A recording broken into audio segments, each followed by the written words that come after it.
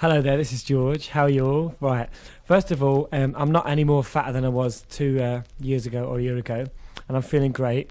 As you know, I've just been on holiday to Jamaica, and I had a really, really good time there. Obviously, you know that before that, we were in Australia, and I flew from Australia to LA, which was a really, really long flight. It's actually one of the longest flights they do. It's really boring, actually. They keep feeding you the whole time. And then I flew from LA to Miami. I spent the night in Miami and I bleached my hair. Now, the reason I did that originally was because, as you know, being in Culture Club, I'm surrounded the whole time by security. I can't really go anywhere without getting bothered by people. So when I got to Miami, I thought to myself, do I really want to have a holiday, or do I really want to go on show for 2 weeks? So what I did was, I thought I'll do the most drastic thing possible. So I bought myself some bleach, a pair of scissors, and snip, snip, snip, bleach, bleach, bleach, bleached the hell out of my hair. And the next morning, I took all my makeup off, and I sent my 2 security guards home, and I went to the airport. And it was great because, first of all, it was the first time in 2 years that I'd been out completely, how can I say, unguarded in a way, without all the sort of maquillage, without all the full-on dramatic stage clothes. And so I had a really great time, and I went in the airport and everybody was looking, but nobody really could tell whether it was me or not. And people were saying, oh, look at that boy, he's got bleached hair. And it was kind of like how it was before I was famous, because people used to look at me because of the way I dressed and never really, they'd just be rude, say, oh, look at him, look, he's got bleached hair. So that's quite funny. It was like going back, sort of 4 years. Anyway, it's really great. And I flew to Jamaica and I had a really, really great holiday. As you know, I went with Marilyn, and he was really well behaved, at least as well behaved as a Marilyn can be, and we had a really great time. And none of that stuff about us being chased by sharks was true, but I don't know if any of you read in some magazines that I got attacked by a 40-foot wave. That was quite funny because I never really do anything adventurous, like when we're on tour. If we're in a nice place for a couple of days, John and Roy and all the others, they go and do sporting things, like they go windsurfing or they'll go skiing, water skiing, and all those sort of things. And I never go. So when I was in Jamaica, I decided to go for a photo shoot, and I was out on these rocks, and coral rocks, they're like really sharp rocks, and the waves were coming out from the background, and it looked really fantastic. It was a great photograph, and there's me and Marilyn standing there, and suddenly this wave just comes completely over me. And the funny thing was, like 2 seconds before, I was saying it'll never get me, and it went gosh all over me, and I was thrown for about 10 feet. And I just thought, this is it. It's the end of Boy George. And I looked up, and Marilyn was sort of looking in amazement, and he said, "Oh, you look great wet," which is a typical kind of Marilyn comment in the middle of a drama. But it was quite funny afterwards. And all I could think about for the next hour was how much John, Roy and Mikey would have laughed if they'd seen me, because, it wasn't funny when I was underneath, but it was pretty funny on the whole. Anyway, Jamaica's a really nice place, and I'll maybe go back there sometime. It was really good, and I got myself a tan. And as you know, in the papers when I got back, a lot of the papers were saying that the fans booed me. Well, that's not true. Just want to make that clear to everybody that nobody booed me. And everybody was really charming, as they always are. Now, other things, I don't know if you've been reading about somebody called Betsy who's flown all the way from America to meet me, and she says she's going to camp outside my door. Well, one thing I would like to say is that I really, really do not approve of people doing ridiculous things just to meet me, because that's why we have a fan club, and that's why we have these records. I want to be as close as possible to the fans, to you, my friends, and I don't really want people sort of going out of the way and doing ridiculous things, like sitting outside studios all day and getting cold. Oh, and also, let me just tell you that Mikey isn't on the record because Mikey is in bed and he's not well, and he hasn't been well for a couple of weeks. He's not dying of anything. He hasn't got any incurable diseases, but he's got this disease which is called it begins with L and it ends with Y, and it's got 4 words in it. So I'll let you make up your own minds what that is. But it's the opposite to being awake. It's the opposite to being active. Okay? All right. Now we go on to the other subjects, right? The album. As you know, I've told you last time on the record, the album's called Waking Up with the House on Fire, and it's really fab. There's 10 new tracks, and they're all really good. They're all different. The new single's called The War Song, and you'll probably already have heard that before this comes out. And I think The War Song's the best thing that we've ever done, because I think it's a really sort of intelligent pop song, and I'm really, really pleased with it. And I think the music's great, and I think that the rest of the band have done a brilliant job, and John Moss has done a brilliant job of mixing it, and Steve, and all the people that worked on the record. It's great. I love it. The album's fab, and the album. I'll explain the cover of the album because a lot of you may be confused when you see it. The idea of the album is we're trying to go back to the original Culture Club type of idea with the Star of David and the aeroplanes. And the idea of the Star of David, obviously, because it symbolises John, which is the Jewish side of Culture Club. And then we have the Jamaican ladies, which are on fire, and that symbolises Mikey, because Mikey's Jamaican. And also because there's songs on the album like the Medal song and Hello Goodbye, which have an African feel.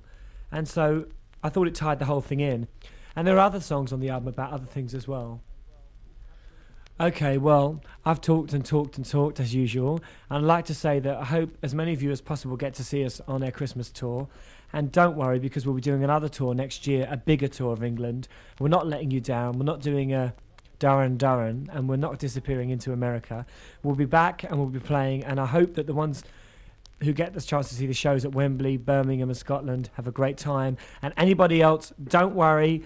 George is not deserting you. I love you as much as I did last year, and I'm really, really looking forward to doing a tour of England. And goodbye.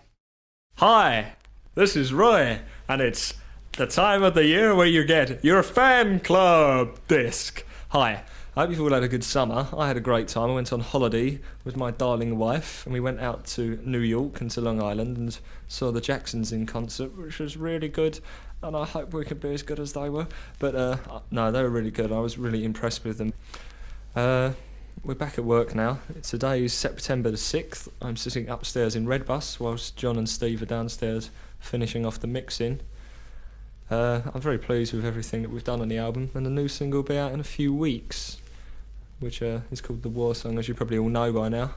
And in fact, by the time this record is actually on your turntable when you're listening to it, it's probably been released, and hopefully it's in the charts if you'll still like us, because I know we haven't had a record out for a long while, but we're still the same. We're still the same boys. We're still the same band. We're not bad blokes. You should still like us. We haven't meant to desert you that much. Anyway, enough of the silly voices. How about a bitchy joke? How about a bitchy Duran Duran joke? You want to hear this? Right. What do you call a man who steals tarmac? Nick Rhodes. Aha! Good, eh? In fact, Peter told me that. Peter, the engineer, who's sitting here grinning at me at the moment. But we won't go into that. Anyway, I must thank you all for sending me the amount of birthday cards you did. I was quite knocked out by it, actually. I sort of got into Wedge this morning, and it's the first time I've been there since I got back, and Jean had mentioned that she had a few cards from me. I couldn't believe it when I got there. There were so many of them. I didn't think you all liked me that much. I don't know what else to say. What else am I going to say? Shoes? What else is I going to talk about?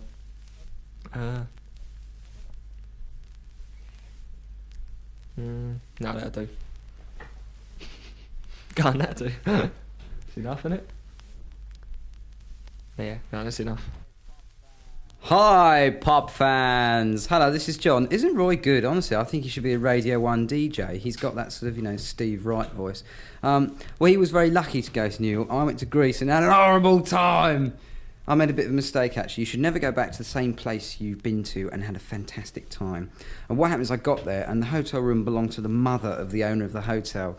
And when I went to put my my dazzling array of clothing wear in the cupboard, I found an old Greek lady's dresses in there.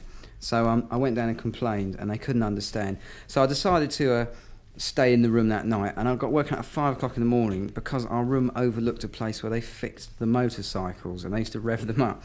So I was a bit disappointed, so I took off, I left the hotel, and I went to another hotel where they only had one room. So I had to share a room with my friend, which I didn't want to do because he's... No, because, you like to have separate rooms so you can sort of get dressed in the evenings. Actually, we shared a room. And that night, I woke up in the middle of the night with my forehead on fire. And when I went into the bathroom, I realised I'd been bitten by some strange Greek insect. And I had to go out and buy a very expensive machine which killed all the insects. But it was all right, good fun, until 3 days into the holiday, the wind came. And when the wind came, the rain came. Now, it hasn't rained in Greece in August, or July actually, for about 60 years. And it rained on that day. So I thought, things aren't going too well. So then I decided to find out when I could get a flight back so I could book it in a couple of weeks' time. And I found out the only available flight was in 4 days. So after a week of hot sun and just getting into it and getting brown, which is all gone now, I had to come home. So I was a bit fed up. But never mind, I came back and it was lovely weather and all my friends were at home and I had a good time. As Roy said, I've been mixing the album with Steve Levine, and that's going very well. Fab Gear album. It's doing very well at the moment. We've done it very quick. We normally take ages, but this was done really quickly, which I'm sure you're very interested in. What else I do? Oh yes, it's my birthday. Well, actually, it's probably my birthday already while you're listening to this, but it is my birthday in a week, and I hope I get as many cards as Roy got. I didn't get Roy a card because I was away, but I gave him a kiss instead, and he appreciated that, but Alison kicked me. Actually, I gave Alison a kiss as well. Also, what? Peter's talking to me. Also, I did pop quiz the other day. I'm sure you've all seen it. I hope you all saw it. Anyway, it's probably been on by now.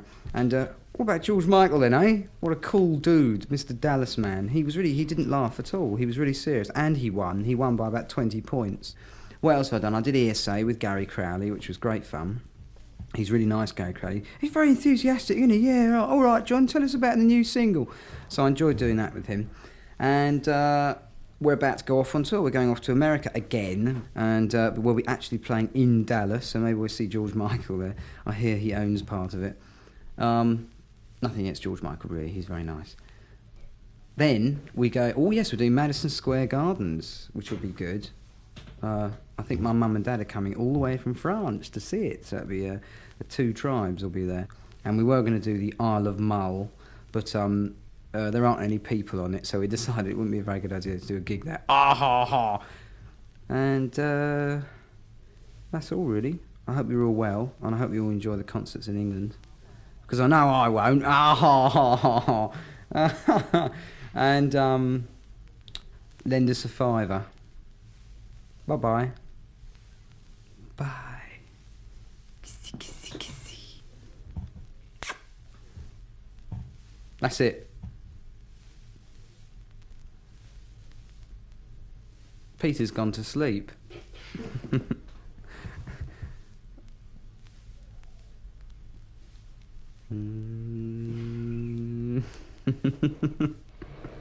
Carol, turn it off.